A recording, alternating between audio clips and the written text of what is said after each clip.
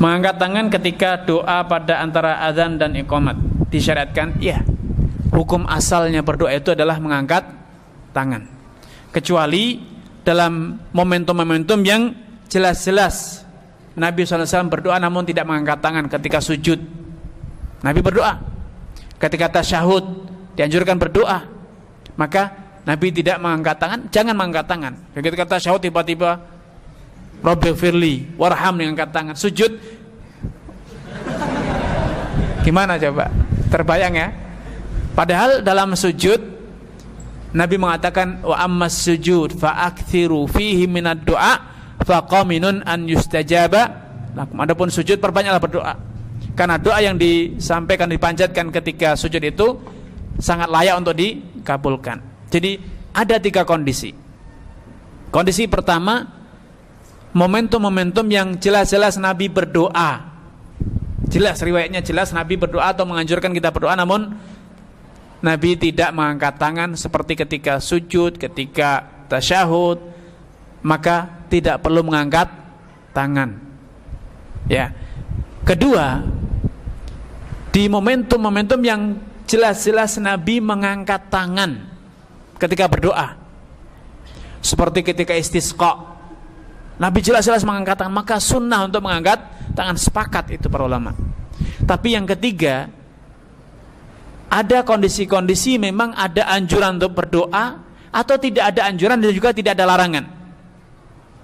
Maka hukum asal berdoa itu dengan mengangkat tangan, itu pun sunnah, tidak wajib. Jadi kalau berdoa tidak mengangkat tangan juga tidak masalah.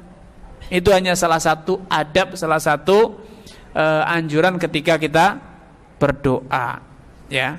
Karena kadang antum sambil mengendarai motor boleh berdoa? Boleh. Siapa yang melarang? Tapi coba antum doa sambil angkat tangan. Astaghfirullah, astaghfirullah, Rabbighfirli warhamni warzuqni. Antum angkat tangan, ya wassalam. Ya, sehingga kita juga harus tahu diri, itu bukan satu wajib. Ada poin penting di sini.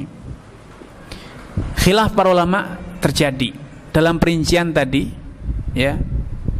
Dalam misalnya khutbah, apakah jamaah ketika imamnya membaca doa, apakah jamaahnya mengangkat tangan? Itu masalah yang khilaf di kalangan para ulama.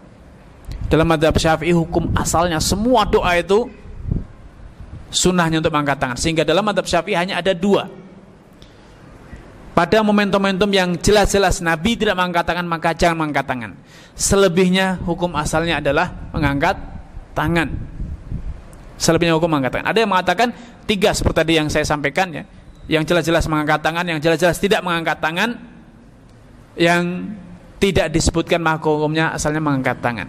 Nah, dalam mazhab Syafi'i hanya ada 2. Yang jelas-jelas ada larangan, tidak mengangkat tangan, itu yang tidak mengangkat tangan. Selebihnya hukum asalnya mengangkat tangan, termasuk ketika selesai berwudu, doa setelah adzan, ya.